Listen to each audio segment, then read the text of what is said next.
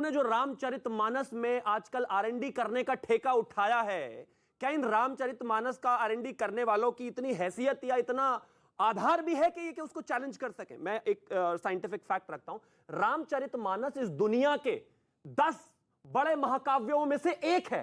यह दुनिया ने माना है। अब अखिलेश यादव अगर इस बात को नहीं मानते तो इससे कोई फर्क पड़ता नहीं, क्योंकि वो तो महाकाव्य के बारे में जानते ही नहीं है। अब एक और चीज पर मैं आता हूं।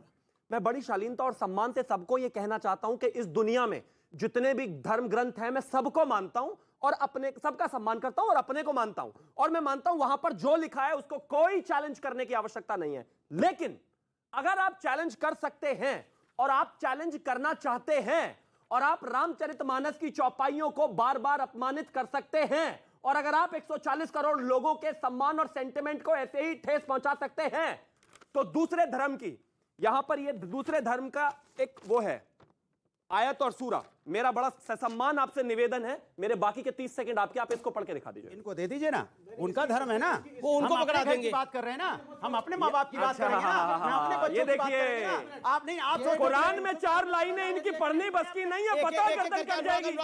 पढ़िए ना, ये राजनीति है। मेरी बात सुनिए, मुझे दीजिए रामचरितमानस मैं पढ़ूंगा, मुझे दीजिए रामायण मैं पढ़ूंगा, मुझे दीजिए गीता मैं पढ़ूंगा। आप बात ये तय हुई थी, कमाल की देखिए आपने जो पेपर पहुंचाया वो एक से दूसरे पे गया, दूसरे से तीसरे पे गया। जी जी, बोला था एक दूसरे के बीच में नहीं बोले। मुझे 30 सेकंड और चाहिए, मेरा भी समय बचा हुआ है। एक सेकंड, मेरा समय बचा हुआ है। मेरा समय बचा हुआ है। क्या आप कहोगे? यहाँ पढ़िए, ये क्या बात है? ये राजनीति नहीं है तो क्या है? हम अपने धर्म की बात करेंगे। मैंने ऐसा क्या दे दिया जो इतना लग गई इनको? मेरा निवेदन है, जितना गुस्से में आप इस आयत को देख के आए हैं, उतना गुस्से में आपको तब भी आना चाहिए जब स्वामी प्रसाद मौर्य रामचरितमानस पे सवाल पूछते हैं। इतना गुस्सा आ गया आपको कि आप अपनी जगह से बाहर आ गए कि ये कैसे हो सकता है? परिवार की बात करूंगा। ओके देखिए, एक जी सेकंड आपने मेरा बोला भी बचाओ, नहीं 30 सेकंड बचे हुए। जी अब मैं इनसे एक चीज कहना चाहता हूं, मुझे किसी के धर्म ग्रंथ पढ़ाने का कोई शौक नहीं है, मैं नहीं चाहता कि वो पढ़े, लेकिन मैं बस आपको यही पढ़ाना चाहता हूं, हिंदू होने के बाद भी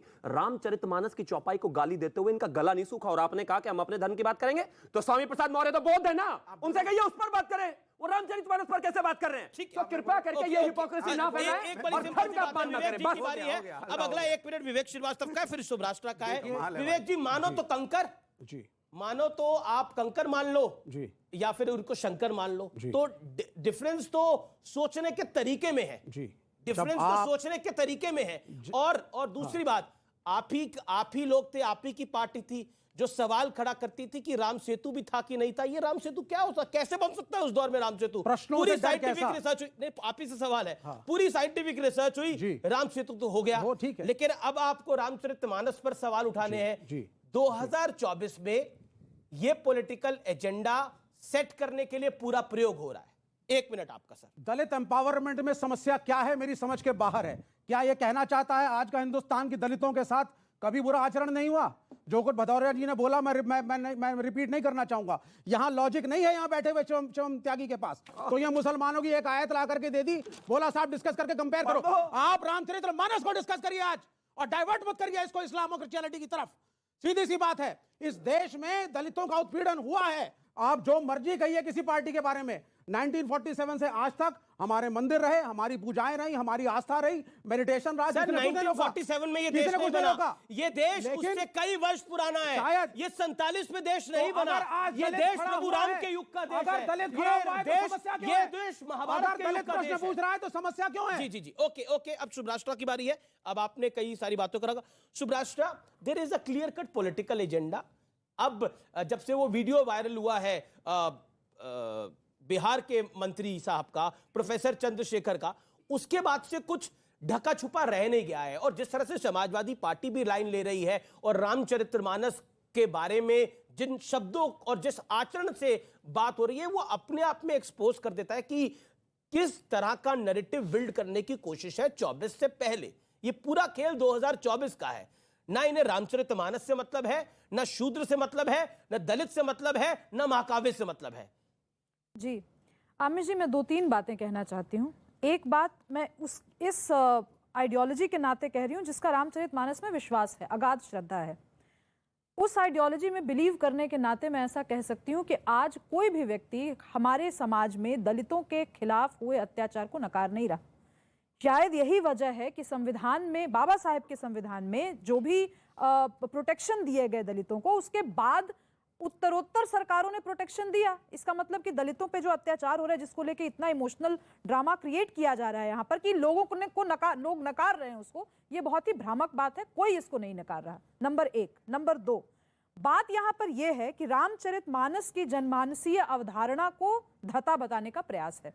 वो इसलिए है क्योंकि साहित्य के गलियारों में, क्योंकि रामचरितमानस को साहित्य भी माना जाता है, इतिहास भी माना जाता है, और भक्ति काव्य तो है ही वो। अगर साहित्यिक विवेचना करूं तो साहित्य के गलियारों में बहुत लोगों ने आलोचना की इसकी समाजशास्त्रीय पर्सपेक्टिव से, लेकिन अगर आप उस समाजशास्त्रीय पहलू को राजनीतिक मंच का अखाड़ा बनाएंगे और चंद्रशेखर जैसे नेता जिन्होंने ऐसी हरकत की वो करेंगे, या स्वामी प्रसाद मौर्य करेंगे, तो फिर प्रतिप्रश्न होंगे, क्योंकि आपने राजनीतिक बनाया इस पूरे माहौल को।